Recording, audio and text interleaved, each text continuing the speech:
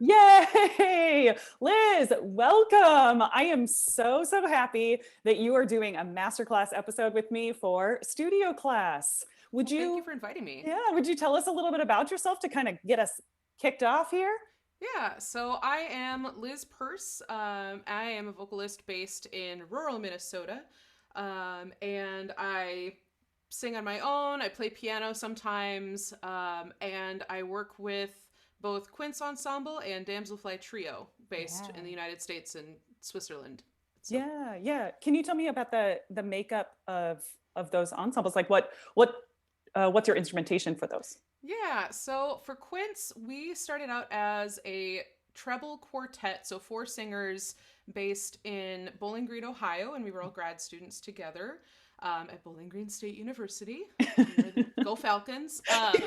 And yeah, so it's a treble quartet including Amanda DeBoer Bartlett, Carrie Henneman Shaw, Kaylee Butcher, and me. Yay. And we've been for most of the last 10 or 11 years a long distance ensemble. So this whole last year has been like we know what we're doing, Yeah. kind of. You're like, let us share the template. Yeah. And speaking of long distance ensembles, Damselfly Trio is a flute, harp, and voice ensemble with Lindsay Buffington, harpist, and Chelsea Zukra, flutist, whatever they use this day, Yeah. flautiste. And they're both of them are based in Switzerland. I met Chelsea at a summer festival at Soundscape a Yeah. number of years ago, and we were sort of housemates there. And I told her recently, because I hadn't noticed it, there's a poster from that summer festival in my office here, Yeah. and I found her signature on it. It was one of those like souvenirs where everyone signs each other's poster, Yeah. and under her signature it just says "You are mine!" exclamation point. I didn't see that till recently, like long after we started working as a trio. Oh. So like, okay, this was apparently destined to be. Written in the stars. Yes, or at least in like gold Sharpie on a poster. So Right. Well, definitely. I love both of those are quite long distance ensembles. And I love that you mentioned where you live. Could you tell us a little bit more about kind of how you ended up in rural Minnesota yeah, and your path about just I think it's interesting and it's one of the things that I find interesting. So if you could talk a little bit about your geographic locations from time to time as a professional musician. yeah. So you know, truncated long story, the TLDR is I went to school in Indiana for a long time, met my partner Gary there. Yeah. We moved with, well, he moved to Texas and I moved to Bowling Green for grad school. Long distance is super fun. But, She says with a face. Yeah. yeah. But we did it because we got scholarship in different places, and that's a Yeah. hard choice you make. But he had been in the AmeriCorps when we were first dating, so we were Wow. used to Yeah. it. And for us, Hmm. that fortunately for our relationship, that makes sense, and Hmm. we're okay spending long times apart. Um, but then from Bowling Green, we moved to Kansas City for a couple years for a job he had, and Yeah. I ended up working with a bunch of the Kansas City new music organizations. Which there is a lot of cool art in Kansas City. Right? Isn't that Oh my gosh, amazing? I don't yeah. think they get enough credit like for having just the art scene and music and things like that they do. Yeah, between them and through Amanda learning more about the art scene in Omaha, it's like Hmm. if I hear one more person say the word flyover state, Yeah.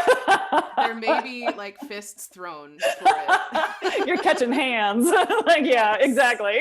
Um, but yeah, and then from Kansas City, my partner ended up getting a job in La Crosse, Wisconsin, Yeah. which is my hometown. Hmm. And he'd asked before he interviewed, like, do you feel weird about moving to your hometown? And I'm like, no, I actually really like my parents. And it's a beautiful area of the country. Like, Yeah. we live just west of the Mississippi River. We ended up moving to Minnesota for a couple of reasons. But Mhm. I now work in between La Crosse, Wisconsin and Winona, Minnesota. Mhm. And we live halfway between the two in the unincorporated village of Pickwick, which Yes. is centered around this historic, like, grain mill. Yeah. that still runs. I can see it out the window here, and it's a mill museum now because there are not Mhm. a lot of these historic buildings like, 6 stories of wooden architecture and Wow. gears in this big stone edifice, That's and incredible. the water wheel still works and will run the mill. Wow. Wow. They don't do much Oh. milling anymore, but so it's run more as a sort of like, look at what it does. Yeah. Um, An education piece. yeah, but so yeah, I live here, and pre-pandemic, it was both wonderful to live in a nice, quiet space, Mhm. kind of having a home base that was not very, I don't know the word, bustly, I Mhm. guess. Mhm. And the convenience is there's an airport in La Crosse Yeah. that is a shuttle to Chicago, Minneapolis, and now Detroit. So Mhm. it's a very convenient place to fly, and the TSA doesn't open until 45 minutes before your flight because there's only the one flight leaving at any given hour. So Right? it's very convenient. Right? Like I bought TSA pre when I was in Kansas City, and then we moved, and I was like, well, I guess I don't need this anymore. You're like, this is just for those return flights now at this point. Exactly. Well, I love that you're willing to talk about that because, you and I have known each other. And when I was living in the Midwest and bumped Hmm. into each other at a lot of those things where we both have a deep love of living in the Midwest, living in I think having non-bustly spaces to call our home spaces sometimes, Hmm. right? Hmm. And I think that you would agree with me that maybe as younger singers, there was a time where if you considered not living in a hub, that that felt like career suicide or something like that, very Right. dramatic, right? And I Yeah. wonder if you had any fears about that, or just what what you thought about that process of kind of picking where Yeah. you were going to be based. Well, yeah, it's kind of the thing of like I think I always knew that I didn't want to live in New York. That was sort Hmm. of, through undergrad and grad school, I was at Indiana University, which is a Yeah, big opera school, and it's one of the few Midwestern towns that all of the young artist programs or these apprenticeship right. opera programs that they would actually go to audition because there are so many people in Bloomington that are opera singers that want Hmm. these jobs. Hmm. Um, so it was kind of its own hub, and I didn't move there to be an opera singer. I moved there to be a clarinetist, Yeah. and then through a couple different issues, found out that was not clearly not meant for me. I'm not supposed to be a clarinetist. And I still love the instrument. I'm Well, just I was gonna say not. I have seen you play it in your in your like so It's so true, it's there somewhere right? in your life. Right. Like I'm trying to join the community band again this year, but Yeah. being a professional orchestral musician was not Yeah. something that I knew I was going to do. Hmm. And so I'm in this place with all of these people and all of this opera, and everyone saying, sending that message to their friends or making the announcement on Facebook when that Hmm. started becoming a thing of thrilled to announce that I'm fulfilling my dream of moving to New York. And I'm like, that is not my dream. That's not my dream. I don't Yeah. know why. I maybe I do. Maybe it's floor space related. I don't know. But it's not for. It was like it's a great place to visit. Yeah. And there are times that I've thought about like I since I'm not there, I'm not building a massive network quickly. And Mm-hmm. there are times that I think that might have possibly affected some of what my network looks like now because there are a lot of people who don't know I exist because I never did one of the big New York festivals like Mm-hmm. Bang on a Can or at Tanglewood. Mm-hmm. I and I've always been in Midwestern schools between Indiana and then Bowling Green. So I've Mm-hmm. never spent significant time on a coast becoming one with those scenes. I've never Sure. really been part of a specific scene other than with Quince when we were based in Chicago, we performed there a lot. So Chicago is kind of the nearest big city scene that I'm part of. Yeah, And even definitely. then, not that many times per year. Yeah. So, Well, and I and think you yeah. bring up a beautiful point about when you're in relationship with collaborate your collaborators, that you are also part of their networks, Mm-hmm. and that can be very positive. I know that you've made choices, that Quince, because Amanda's in Omaha and Carrie is based primarily in the Twin Cities, and Mm-hmm. then Kaylee was in the Midwest, but then also moved out to New York. That because you collaborate so frequently, you also have access to their networks, Right. and I think that's a very powerful thing. Yeah, and that's the thing is I networks don't have to be geographically located anymore, as Hmm. we're finding Hmm. out through this whole like everything's online now. Right. The idea of seeing has changed. Hmm. And yeah, Hmm. I benefit a lot from my colleagues from their networks as well, knowing more of the folks in Omaha through Amanda, working with some of the Twin Cities organizations because of recommendations from Carrie, and doing the work I've done in New York with Kaylee. Yeah. Yeah, Um, exactly. And vice so yeah, versa, they benefit from all of the things that you're bringing to the table in your network, and like that's just the beauty of it. yeah. We're in community with people, Hmm. for sure. So Liz, but as I just took, this giant tangent to talk about geographic locations, I Sure. actually usually start the podcast by asking this question, about what is an intention that you're keeping for yourself at the moment. And this actually came out of the fact that when I was teaching my voice studios, I would always ask my students to give me two intentions. So it really has this Oh. effect of kind of what, just what is on your heart at the moment? What are you thinking Mhm. about? Those kinds of things. So, my dear, what is an intention that you're keeping for yourself these days? So I've been thinking about this since, or for a while, because it's not something I do a lot of conscious thinking about. I feel sometimes like I'm kind of a, I, it's the worst thing of like I'm just kind of a jellyfish. Like I'll float along and kind of see what's interesting, or like what comes along to be like, oh, that. Yeah. But I thinking of it in terms of how I teach with my students, I really think the concept of play is really Mm. important to me. Yeah. I a lot of my students are most of my students are undergrads in a music school, which for most kids making that jump from high school is super overwhelming Yeah. because you're like, I'm gonna have because of how academia is right now, they think, oh, I'm gonna have to sing classical music now. Yeah. Oh Yeah. no, Oh I don't no. know how to do that. Or I did that exactly once per year through high school in my like Right. solo ensemble or state festival type Yeah. competition things. Uh-huh.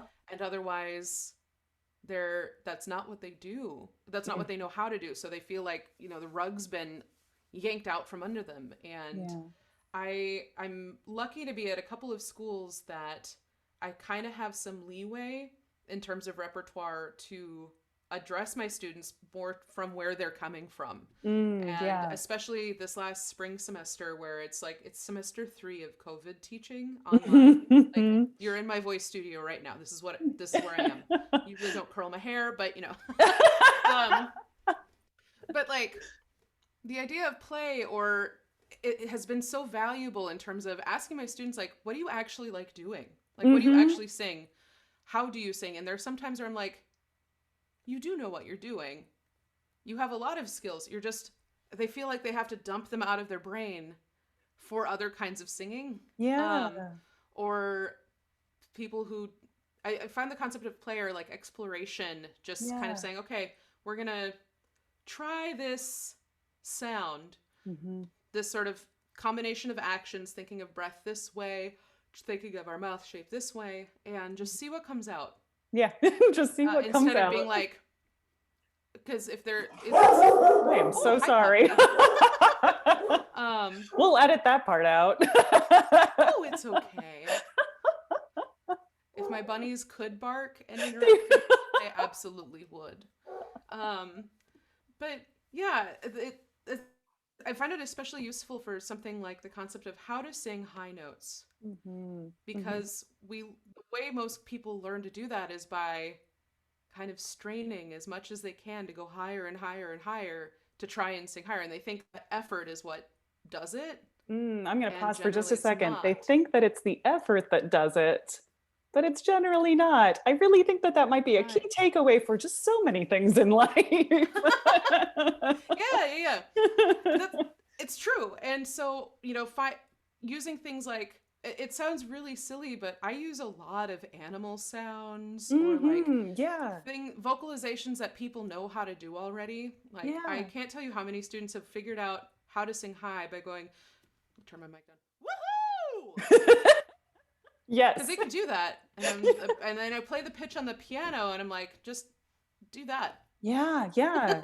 But I love that you are helping them identify that, like, here's a sound that you make all the time with a lot of ease. Hmm. And then you kind of showed them, hey, you did that. And then also hear how this is also the same thing, like just welcoming them into you, connecting the musical knowledge to it, right? Hmm. You're just drawing those parallels for them. And I love that ease that you said, hey, you're already doing this, like you already got this, now let me just point out that you're here's the way to do that musically. you Right. know It's kind of like harnessing this power instead of trying to like shoehorn your voice into something it doesn't want to do. Yes, yes. Which has opened, I don't know, it's opened up a lot of doors for some of my Mhm. singers in terms of trusting that their bodies can do the things they want them to, Yeah. and kind of reframing learning to sing. And I like the idea of learning to sing as, instead of being like layering all of these techniques upon each other, which of course there's room and time for that as well, but it's kind of, it's more of learning how to make choices, like knowing what choices I have in my voice in terms of Mhm. range, approach, etc., and how and when to apply them Mhm. for different Mhm. styles. Like, it's my general, this is my tangent. My general sort of frustration with voice teaching, and I know it's changing. There's a lot of voice pedagogy that's kind of blossoming in vocology, the sort of marriage of science and voice pedagogy and experiential pedagogy as well, that uses acoustics and science and kind of physically what's going on as part of training, in addition Mhm. to the experience of, sometimes if you say this thing, this sound will result in a Mhm. positive way. Ken Bozeman, I think, talks about it really beautifully in Yeah. his series of voice pedagogy texts. But um, the my main frustration with Academy right now is that for so long it's been a style based pedagogy for Mm. one exact style of singing, One which is style of like singing. Yeah. 18th to 19th century opera, Right, right. which is valid, but it's not the only way to sing, and it's not Mhm. necessarily the best way to sing for everybody. There are all Mhm. of these things of, oh, well, classical technique will get you so far, and there are things that classical voice technique for Western art music shares with a lot of other things. Like, okay, Yeah. how to breathe for singing. Mhm. Even that, there's different things you might do depending on what you're singing. Mhm. But Mhm. having a more awareness of how our body breathes, how our body can expand and move, and what we can do to facilitate that in breathing, that's useful. Yeah. But being like diaphragmatic abdominal breathing, meaning some people call it low belly breathing, or Yeah, that sort of yeah. like I'm filling like a water balloon Mhm. with air, it isn't necessary for everybody. Mhm. So, Right. yeah. I love that because you're also, I think, meeting your students where they are with a lot of the, as you mentioned, you're meeting them with the understanding they already have about their bodies and making sound, and then saying, let me expand your knowledge. Let me help be that person who says, here's some more information. Does this work for the sounds that you're wanting to make? And Right. not showing up and saying, here are the only ways to make correct sound, Right. like that. And now some scales. And these these only particular scales, no other scales, no, not Right. like just Although I will yeah, admit, if I sometimes we get so used to that major scale in vocal art, like in vocalese, yeah, you try to yeah, get somebody to sing a minor scale, and it's like my brain is broken. right. My brain. Why do I have to think about this?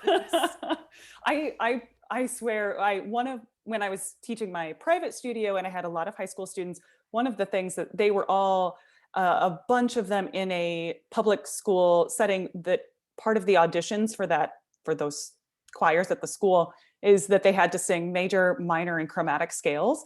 So Ooh. they had this incentive to practice different scales, like because they were like, I got to get in a show choir, man. And if I can't sing this, if Awesome. I can't sing this minor scale, if I can't sing this chromatic scale, I can't be in the top show choir. And I was like, I'm with you. I'm so here for you. I got this. Like, we can do this. Right. But it was really so fascinating to be able to work on those. And then just kind of, I didn't do a lot of like, and now we're doing this particular interval, but I would always infuse that, and I'd be like, here's this exercise that we're doing for these reasons. Also, it happens to be this interval, just in case you want to know that. I just Right. like, but I love that you're thinking about these different types of, you know, all of that, just giving them that information too, and helping them go, oh yeah, I do. Oh, I do know that sound, and I do create that sound. Now I've got the label for it or something like Right. that, or a label for it, I suppose. So Yeah. Liz, I want to ask, there's just so many directions that with all of the things that you're saying, that I want to go in, and so I'm just picking this one at the moment, which Sure. is, you had mentioned shoehorning your voice into something. And I was wondering if you had an experience in your past where you thought you needed to shoehorn your voice into something or fit someone else's ideals, and talk about, whether or not that was the case for you, Yeah. finding the way that you wanted to make music. Hmm. So, yeah, that actually, I don't know if I'd mentioned it in this interview, but it's definitely something that I've thought a lot about, and it's it's a really weird thing to explain because it feels very vulnerable, but Mm.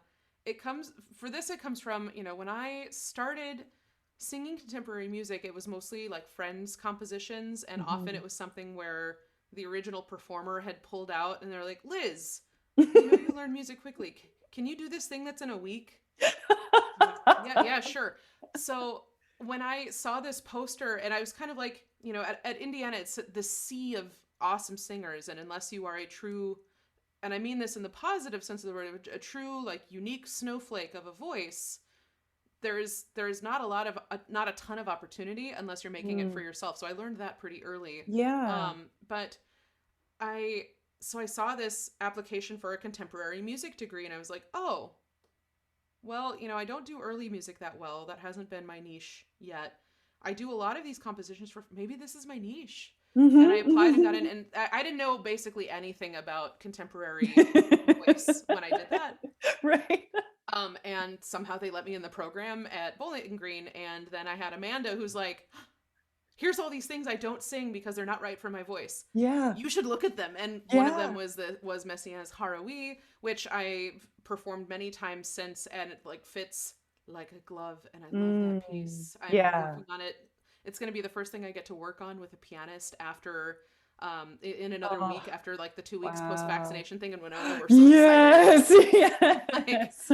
we've been planning this for a year, and my pianist loves Messiaen, so it's okay. But Yeah. anyway, it became clear to me very quickly that, I'm considered a soprano, but I am not considered a contemporary music soprano by Mm. most people's definition. Most apparently, whatever the general trends are in Yeah. Can you contemporary talk about that a sopranoing. little bit more? Yeah. So the the simplest terminology I use is, I'm not a dolphin. Um, there Yes. are there and I have colleagues that are, and they're amazing, these because there's such a trend for finding the extremes in Mm-hmm. voices in contemporary music, in terms of fast and high coloratura, very very high, very agile singing, like these Mm-hmm. people who are sort of like, if they were athletes, they would be floor gymnasts, or Right, maybe right, like right. rhythmic gymnasts. They're doing these Or the amazingly cheerleading like flexible. flyers, like that kind of, Right. yeah. Yes. Um, yeah, the people who are like just Yeah. up in the air doing twirls and things. Meanwhile, I'm like, I feel like if my voice were in an athlete, it'd be more like a rugby player. Like, I can move sometimes, but I also then can't immediately stop. Yeah. there's there's a vocally, I mean, and it's something I recently kind of realized why it felt so vulnerable is that it's partially feels like a body image thing in that my voice is Yeah. heavier, my voice is louder than some of my colleagues. I am also a bigger person than some of my colleagues, and it's definitely in terms of, you know, how we treat fat people in the United States is not very well as Mm-hmm. second class Mm-hmm. citizens, as Mm-hmm. lesser than in some ways. Yeah. And there were times that I would tie that into my voice in terms of my Oh, voice yeah. isn't a lithe, slender, agile, always perfectly graceful instrument. Right, right. And I think there were times where I pretty sure I caused myself some vocal damage trying to be that Mm-hmm. because I'm trying to sing the things my friends have written that are sense of vibrato and piano and above the staff, and I'm just like, I hate everything about this. You and I And definitely are in a club over there where, just getting asked to float, float high seas. And I'm like, yeah, that's just not going to happen. yeah, like, do you want to hear what my piano high sees? No, please God, no. And it's even with the body image thing and the whole like, well, you can know the more if you just exercise more, if you just did more, you could do this, and that doesn't work for voices. Yeah, I yeah. mean, I your vocal folds as part of your physical anatomy are just part of you. There are Hmm. things you can train to do better, and you know work to figure out how to make these things work in your voice, but there are still limitations of how much vocal fold I have. Hmm. And Hmm. even when I was younger, that was maybe sort of like the first indication is the first time I was scoped, the first time I visited a laryngologist and had a camera shoved through my nose Yeah, down to look at my vocal folds because that's what they do. right. Um, uh, and then being like, "Are you sure you're a soprano?" Oh, interesting. And they're like, "Well, usually soprano." I'm like, "Yes, why?"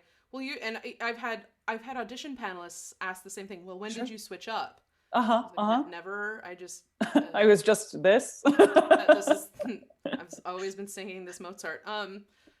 But they said, your folds look a lot less translucent than Hmm. most sopranos we see, and this is people who work with singers. So I'm like, oh, okay. And the very first one hit Dr. Phillips in Bloomington, who's the son of this like famous tuba player, and so he's very well known in Bloomington, but he works Yeah. with the whole opera department there. Is like, Right. you know, you got some like Ferrari vocal folds in there. Like, oh, that's like I I'm like definitely 21 want at this that time. on I'm a like, wall or thank you. something. Like I'm gonna hold that in a little place in my heart forever. Yeah.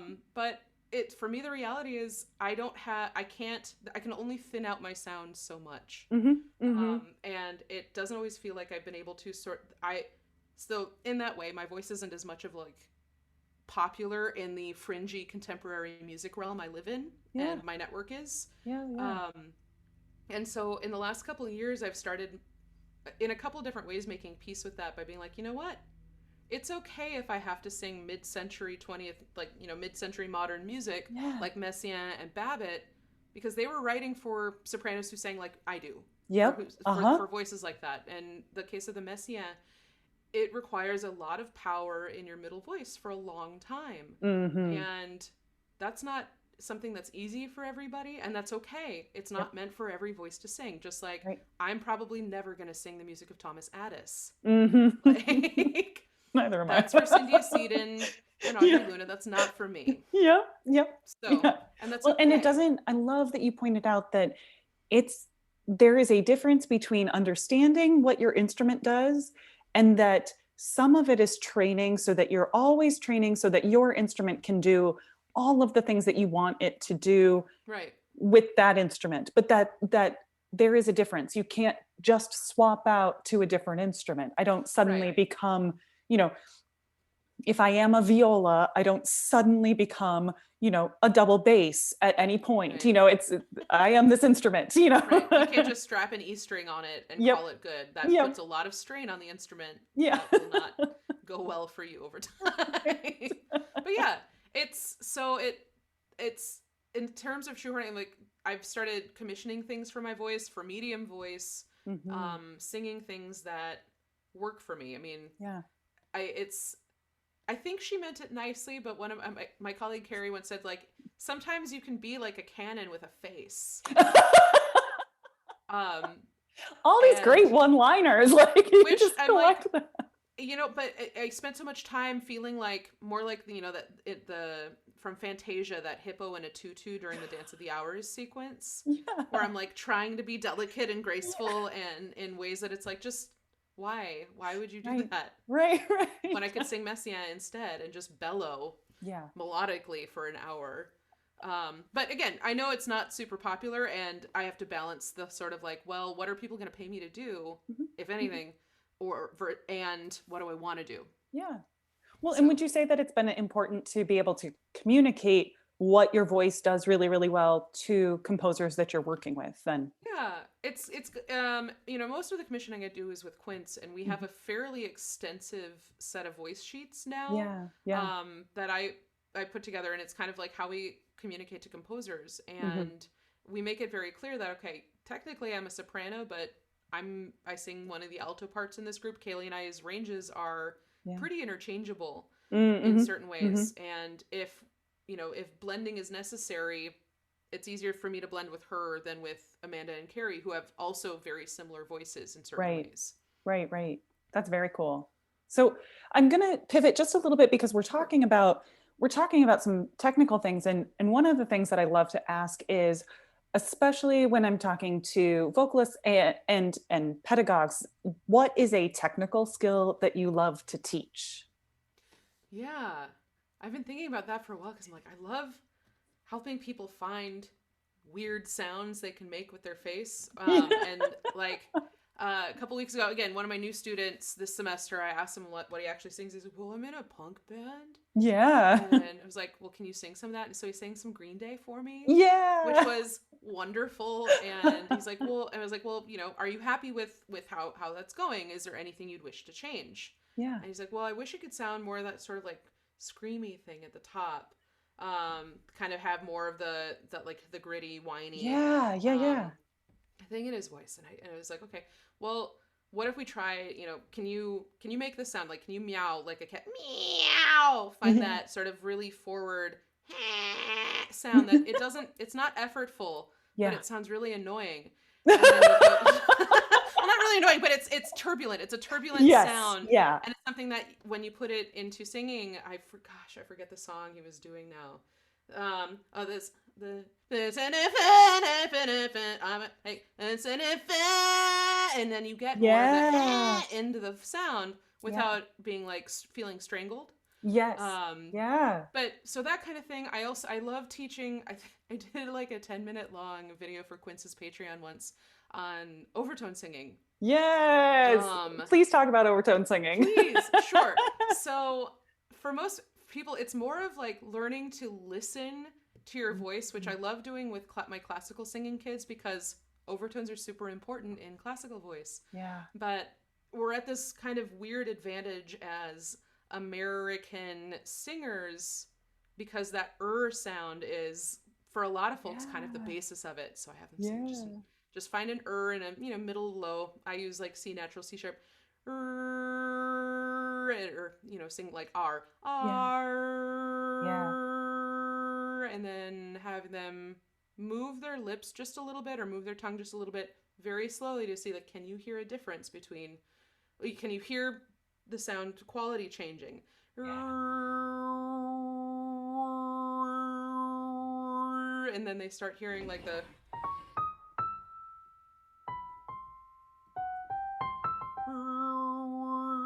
being able to Yeah. connect that to pitches Yeah. and and work to feed more energy into that. But for overtone singing, it seems really crucial to have people listen to themselves Mm-hmm. to play Mm-hmm. around with that. Yeah. And Yeah. then they annoy their friends forever and ever. I resonate with that. No. So I think that also ties back to what you were saying about play. And I think overtone singing is one of those things when we talk about overtone singing, we're like, play around with it. And then, but Mm-hmm. we really do literally mean play around with creating these sounds. Like, yeah, you're going to shape your mouth, you're going to practice shaping your lips, you're going to practice shaping your tongue, and then play around, and you can check with listening, and you can check, but the Mhm. idea being explore, discover Yeah. what your voice does. Yeah. There's so much of learning to sing that is that exploration and discovery. One of my favorite pedagogy books that I didn't get around to reading because it was really expensive until recently was Orrin Brown's Discover Your Voice. Ooh, yeah. And it's still meant for classical singers, but Mhm. it approaches things in a way that's like, yes, start where your voice is instead of trying to shove sounds through it that it's Mhm. not ready for or isn't meant to do. Mhm. Mhm. I like that so much. I'm gonna have to bring that into my life. So one of the things that I like to talk about too is, if we've talked about like the technique, we've talked a lot about like exploring what your voice does. And one of the ways that we end up kind of exploring is through repertoire. And so you had Mm-hmm. mentioned, Messiaen, you've mentioned Babbitt and other things, but I'm kind of wondering if there's anything on your rep wish list that you're thinking about, or even something that might be farther in the future where you're like, that someday. Yeah, I've spent so much time. It's actually trying to come up with stuff for that now because I have some opportunities at the schools I teach at to actually do some chamber music, and I've spent so Mm, much time being like, I need to put that on a back burner because it's not my reality now where I live. hmm In hmm terms of being pretty isolated and not part of an academy in Kansas City, um, getting to do some chamber music there, but not a ton, and then kind of getting to do more things in lacrosse, but still pretty isolated in certain ways, and focusing so much of my attention on repertoire for my ensembles that I'm working right, with, right. and different commissions, etc. Um, but yeah, there so it's hard to come up with an easy answer to that. Like there are things I'd love to do again. Yeah, I mean, even outside the contemporary realm, like I'd love to sing "Fear Let's Deleter" again. There yeah. are all of Oh, Liz, these. I will. You do that, I'll show up. I will drive myself from Louisiana to wherever you are. Me someday, I'd love to sing the Strauss again. But I'd Yeah. love to work with. That's the thing. Like, if I had unlimited funds and nobody was saying no, I would love to sing with orchestra more. Mm-hmm. That Hmm. was a really wonderful experience to feel like I feel like supported. I feel like I can sing with my whole body. Yeah. Um, I loved opera. I miss singing opera. It's been 8 years since my last opera. Well, my last like classical opera. I've done contemporary opera with Sure, Quince, sure. but I think Merry Widow was my last traditional opera role, like 8 or 9 years ago now. But there's these wonderful Sarajevo pieces Yeah. with orchestra that I Yeah. would love to do. And yeah, there are all these. I mean, even the mid-century, like the Barber tone poems that Hmm. for voice. Oh, I think, yeah. or was it Britain that did Phaedra? Um, but Yes. yeah, Ooh, I gotta remember that. I gotta get my I rep can't remember together. if it's Barber or Britain. I'm a terrible Yeah. musician right now. But yeah, finding pieces like that there, or more of these songs that I've spent a lot of energy in the last couple of years finding repertoire that I can self accompany. Even I love that pre-pandemic, project of yours. Yeah. I play piano and sing, and so that's somewhat limited because I'm not the world's best pianist. But you are Um, very good. and I've been commissioning songs for myself for a while, which has been a ton of fun. And I've had a lot of very generous composers write songs for me, and it's kind of maybe another part of that play thing is Yeah. I want I love these whimsical, just Mhm. silly songs for some like um I mean, some of them are serious. Our mutual friend Anthony D'Onofrio wrote this really wonderful, like very moving piece about a penguin Yes. in Antarctica. Yes. Um, and it's very serious, and I've gotten a lot of great feedback on that one. But I also have like a song I'm about to premiere about capybara, or about Yes. the capybara, or I'm commissioning some pigeon songs. I have a manatee out there and a I was going to say, goldfish and is your self-accompanying project all kind of like a bestiary? Is it all animals, or does it go beyond that thematically? Because I know that you have that passion for these kind of animal themed pieces, but I wasn't sure if that was the whole thing. it's a good portion of the commissions I'm doing Hmm. have been that when I commission, I'm finding even more.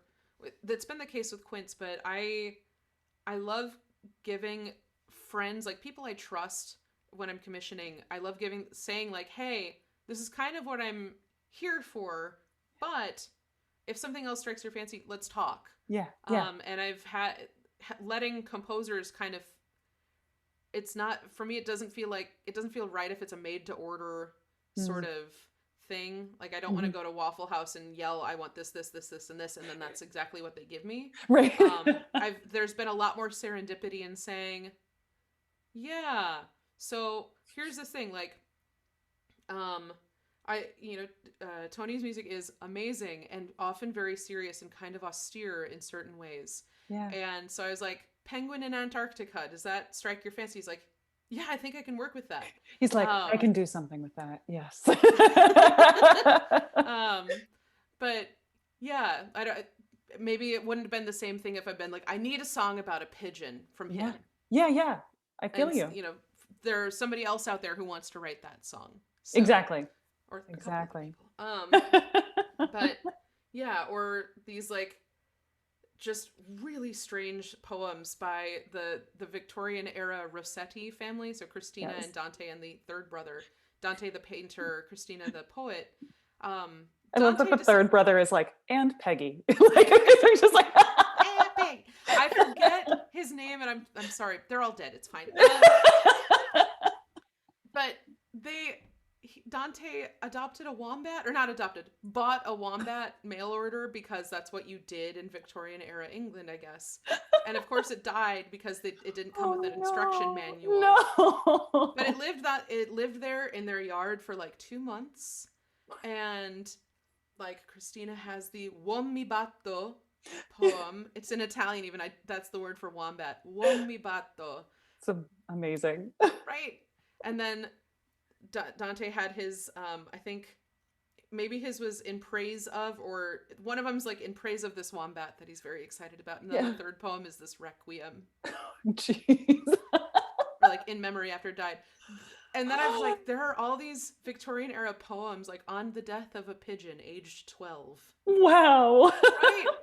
Like, so I could, like, I'd love to do a whole set of like sad, like, no, I think that'd be too depressing. Like the sad animal, like Right. death songs. Victorians, so extra, Right. so extra. Well, ending with that really like heartfelt and just like I can't even really think about it without tearing up, the one in the end of the Ives 114 songs. Oh, yes. That's like on the death of their dog. Like, Hmm. no. You're How can you like, do this to how me? dare you do this? How dare you make me cry my own tears? Right.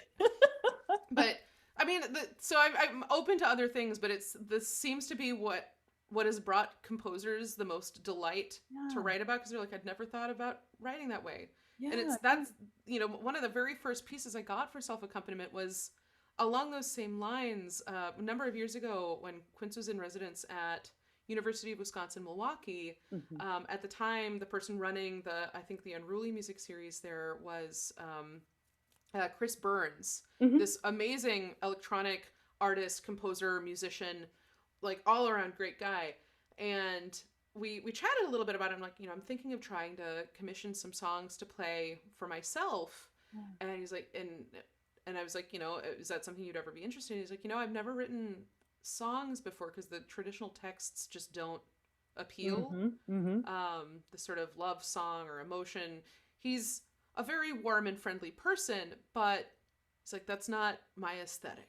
Yeah, And yeah. then like days later, I got a phone call or email being like, I've always wanted, in the back of my head, I had this cracked idea to set something from like a textbook, Yeah, like some very dry mathematical language as song text. yeah. And I was like, yeah, go for that. That Like sounds run with cool. it. And Yeah. now I have in my repertoire, I need to record it. That's hopefully a project I can get to this summer. This like 30-minute long multi-movement piece called Number Opera. Nice. And it's like one movement is like the Fourier discrete theorem explained, or a movement called it's an I think an imitation aria called Boyd's, but it's the mathematical equation used in modeling flock behavior Yeah, in yeah, computer yeah. animation. So this Wow. is super fun Yeah. and super weird. This might be the only way that I want to engage with like mathematical information. I'm like, Right. "No, can we do more of these? I think I'll show up for that. I think I'm ready." Right. Like the Well, speaking instantaneous amplitude. of operas, I think you've got a couple of things where you've got, you're going to be doing some DePauw stuff coming up, and then Yeah. you also have, is it with Quince that you're doing a couple of opera things that are kind of on the horizon? Is that true? Um, yeah, let's see. So over the summer, we're involved in the DePauw Summer Music Vocal Intensive, Cool. and that's DePauw, which is in Greencastle, Indiana. Cool. Um, and so we worked with them last year in a completely remote residency, and it was really, really Wow. wonderful.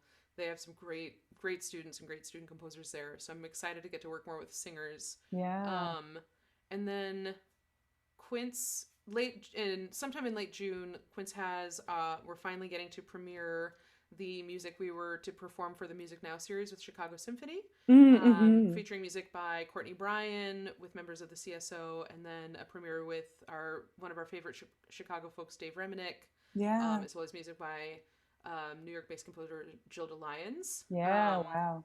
We have another opera project on the horizon. I don't know if it's been announced yet, Mm-hmm. but that'll be some microtonal excellence with a really great composer with an ensemble we love based in Pittsburgh. That's So fabulous. that was something postponed, of Yeah. course. So we're looking forward to that in the next couple of seasons as well. Oh, I love that. While I have you, can Mm-hmm. you talk a little bit more? I think I might be mistaken, but I thought I remembered that you had perfect pitch, but I still think, could you talk a little bit about getting more comfortable with singing microtonal music? Because I know that that can feel a little intimidating if it's something where you're like, well, I want to sing new music, but what if there's like Yeah, microtonal singing in it and I'm like, oh gosh, I don't know if this is for me, maybe. sure. So it's something I'm still learning more about, and I would encourage. This is something I would want to ask my friend Anna Elder, who's very much into microtonal Yes. music and is an absolute star. In terms of approaching microtonal music or anything that has an unusual tuning system, Mm-hmm. um, we have in some ways an advantage as singers in that because we don't have buttons, it's all arbitrary mind-based pitch stuff. We Right. don't have to like re-engineer our instrument or play with really wacko fingerings to try and make Yeah. it work. Yep. Like I know your duo partner Alan does so well. Yeah. Um, He'll be happy but to hear you say that. well, and that's the thing because instrumentalists that they have to kind of alter things or do things in very strange ways Hmm. to make microtonal things happen. The payoff for them is once they know the fingering, they don't have to think what does the quarter tone up exactly sound like as much as we do. Hmm. And so it's another thing, kind of like with overtone singing. It's very much for me like revamping how I listen, how I Hmm. hear. Hmm. In terms of, I remember the first microtonal thing I started with was this Shell Z duo that I was handed for Hmm. Soundscape Festival that I was going to be performing with Tony Arnold like 3 days into the festival. That's not at all intimidating. No, and I'm like, I'm pretty sure I but know which one you're talking about too. And so yeah, it's one of the like, Zao, the first of the, or it was the Zao duets. It's like, and those are and intense. they are. What I like about them is they're more timbral play than anything else. So it's not Truly, as truly. it's necessary, but it's not as crucial if the microtones aren't perfect. It's not like that Philippe Leroux Yes. un lieu verdoyant a Yeah. duo where all of a sudden you and the saxophone are like exactly together and then you're apart again. Exactly. Exactly. Um, but I spent a lot of time at a piano trying to sing like like trying to get one, just one. Just one. I wanted to get just one microtone and then try and hear, can I hear, learning to hear the difference between the two because it's something that's not common to us. We are bathed in a piano based 12 tone equal temperament Yep. world. Yep. That is, I mean, but we have ears that can hear and we can tune to things like if you're at 435 tuning or like, slightly pitched under, you can, it's not like your instrument completely dies. We just No. have, we hear it slightly differently. Right. Right. So starting small. Mm-hmm. And also there are a lot of great apps now that have microtonal abilities to be able to hear, to have something that plays exactly your quarter tones, to just get that in your ear. Yep. Yeah, So definitely. that's another thing I'd recommend. I love it. Well, Liz, I'm so sad because like, how are we already towards the end of our time together? Like this is ridiculous. Like, I just need I to see you talk a more, which is lot. what I'm trying to Yeah. say. But as we kind of come to the end of this, we've talked about, I deeply believe in the power of curiosity, and I always like to wrap up our conversations together by asking my guests, my masterclass guests, what is something that you are deeply curious about right now? And this can be across your whole life. It doesn't have to be music or business or anything like that. But what is something that you feel deeply curious about? Yeah. I I've spent more time this semester talking with composers about notation. Mm, And it's something that I'm getting more and more curious about the more I talk with people, with especially with other singers about it. It's like how notation shapes our interpretation of a piece. yeah, that's big. Um, and it's something I'm starting to kind of try and um, um, organize things for like a wiki Hmm. because I'm not the only holder of this knowledge. No Right. one person knows all of this, and there are things like, okay, how do we notate ingressive singing? For some Yeah. singers, that there's one set of notation that they prefer. For others, there's something entirely different, and we will argue about it forever. And that's why wikis are great. Instead of saying this is the one way. Right. At Right. one point, I was like, there needs to be a book like the wonderful orchestration texts that Right. exist. The thing is, the moment a book is published, it starts becoming obsolete Hmm. because then something else is now. There's going to be things missing. So I love And the idea of a access, living resource. trying to Yeah, find like where it's the not very what is, capitalist yeah. of me. So I appreciate your like, mutual aid and like thinking about a resource like this. Yeah. Well, that's the thing. It's like, a book, maybe that would be like, I could put my name on a thing or money, Hmm. but I would much rather it be a conversation that is had that people have more access to because we spend so much time re-explaining the same concepts Yeah. to composers when it's like, I promise you that wheel has probably already been invented. Yeah. And if it Yeah. hasn't, bravo. Like, Yeah. Right. Well, and being able to point people in the direction so that we start to codify certain things. And you can always feel free. I think composers will always feel free to use whatever symbology or notation that really is the most efficient way that they want mhm, to communicate something. But right, then it's like IPA too, is having something that you can point to that says, we agree on these symbols equal right. these types of sounds. And for lots of vocal notation, just Yeah, having something that you can point to is so right. helpful. Well, Yeah. it is, and it says instead of me learning a new language every time I learn a new Every piece, which time. um, it's something I don't have to expend the effort into that so much as other facets of the piece. Exactly. And I've talked to some folks that I know they're a wonderfully generous group. I had a little email exchange with James Weeks of Exaudi Ensemble in the UK, and they embrace new notations. They embrace different experiments in how to notate a sound, how to make a sound, etc. Which I'm like, that's very generous, and it's